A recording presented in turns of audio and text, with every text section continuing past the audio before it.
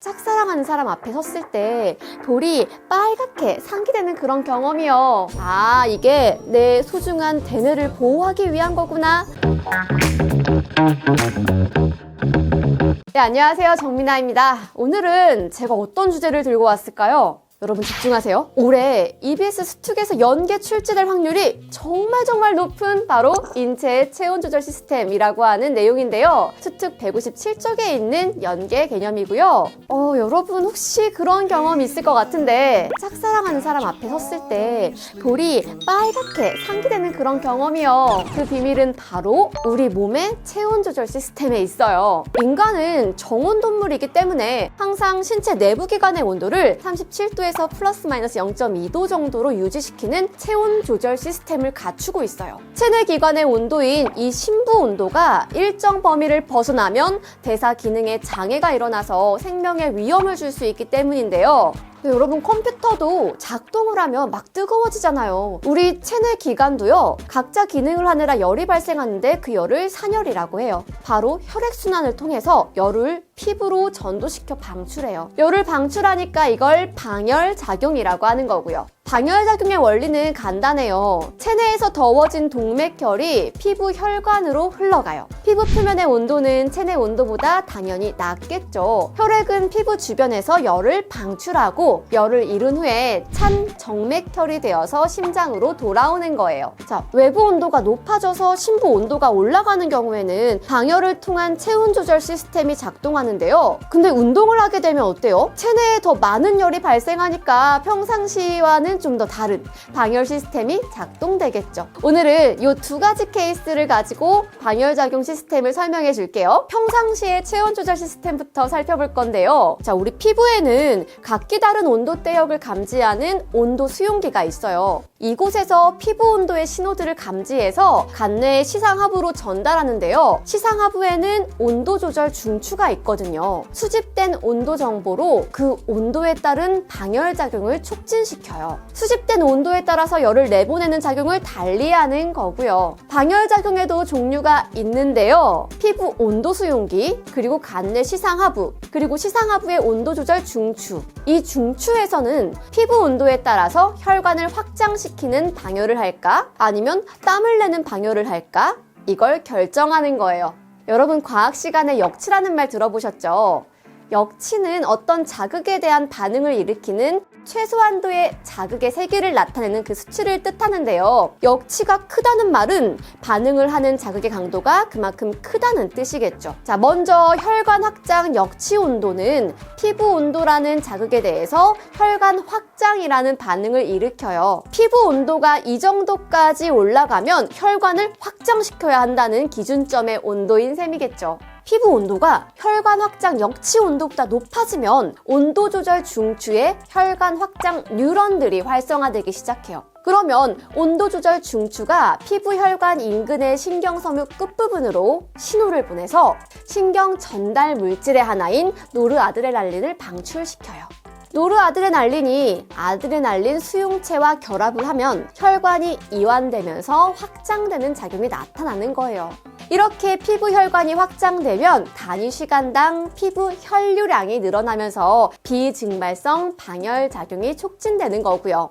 땀을 배출하지 않으니까 비증발성이라고 하는 거구나. 맞죠? 더울 때 얼굴 볼이 막 빨개지는 것도 피부 혈류량이 늘면서 비증발성 방열 작용이 일어나기 때문이에요. 자, 여러분이 혼자 몰래 짝사랑하는 상대랑 단둘이 있을 때 그 상대방이 너 왜 이렇게 얼굴이 빨개? 더워? 라고 물어보면은 비증발성 방열작용 때문에 라고 대답하시면 돼요. 자, 이제는 발한 역치 온도랑 피부 온도를 비교할게요. 피부 온도가 혈관 확장 역치 온도를 뛰어넘어서 발한 역치 온도 이상으로 높아지면 어떻게 될까요? 발한 역치 온도는 발한이라고 하는 반응을 낳겠죠. 발한이 뭘까? 여러분, 다한증이라는 말 들어보셨죠? 여기서 한이 땀이라는 뜻이에요. 그래서 땀이 많이 나는 증상을 다한증이라고 하는 거고요. 자, 피부 온도가 발한 역치 온도보다 높아지면 발한 뉴런들이 활성화되기 시작해요. 그러면 온도 조절 중추가 피부의 땀샘 주변에 있는 콜린 신경 종말로 신호를 보내서 아세틸콜린이라고 하는 걸 방출시키고요. 이 아세틸콜린이 무스카린 수용체와 결합을 해서 땀샘에서 땀이 배출되는 그런 발한 작용이 나타나는 거예요. 땀의 증발에 의해서 열을 내보내는 증발성 방열 작용이 촉진되는 거죠. 정리해 볼게요. 평상시에는 피부 온도 수용기를 통해서 온열성 정보가 시상하부에 들어오면 온도 조절 중추에서 역치 온도에 따라서 비증발성 방열 작용, 그리고 증발성 방열 작용, 이걸 촉진하게 되는 거예요.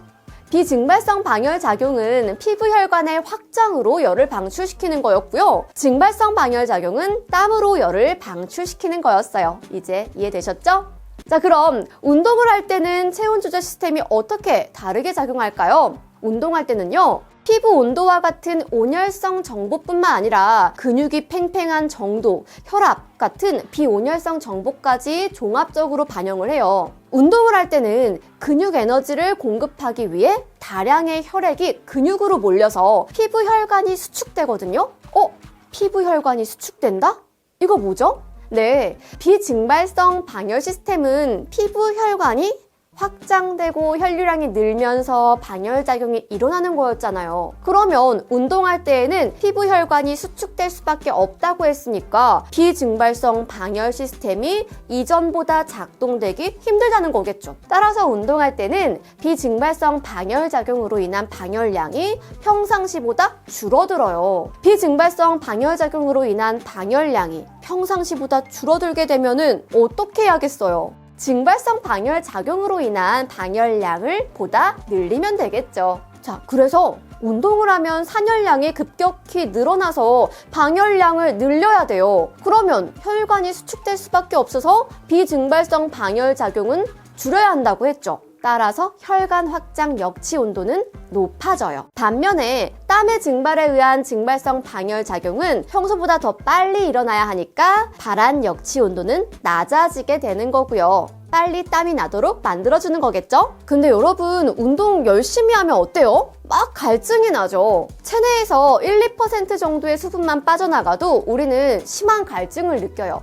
참고로 3, 4% 정도가 빠져나가면은 운동 수행 능력 감소하고 구토감 같은 것도 느낀대요. 자, 뭐 1, 2%쯤이야 라고 생각할 수 있는 아주 작은 수치인데 운동 시에 증발성 방열 작용을 통해서 땀을 배출하고 이게 심해지면 탈수 현상이 일어날 수 있어요. 땀을 과도하게 배출하는 거를 막기 위한 거겠죠. 대신에 온도 조절 중추는 운동 강도가 강해질 때 부위별 발한량을 조절해서 신체 전체적인 방열량을 더 늘리게 돼요.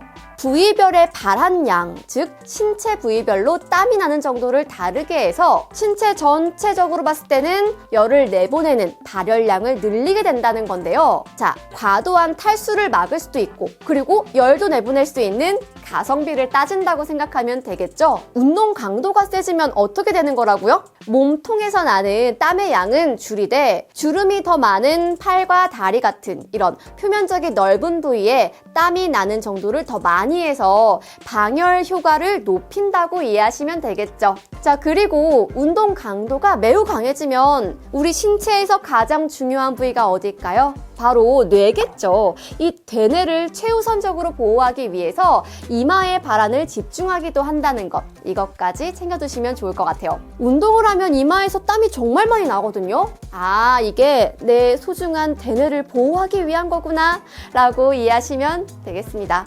지금까지 인체의 체온 조절 시스템에 대해서 알아보았는데 도움되셨나요? 오늘 본 내용은 이감 모의고사 4-7 지문에서 다루는 내용이기도 한데요.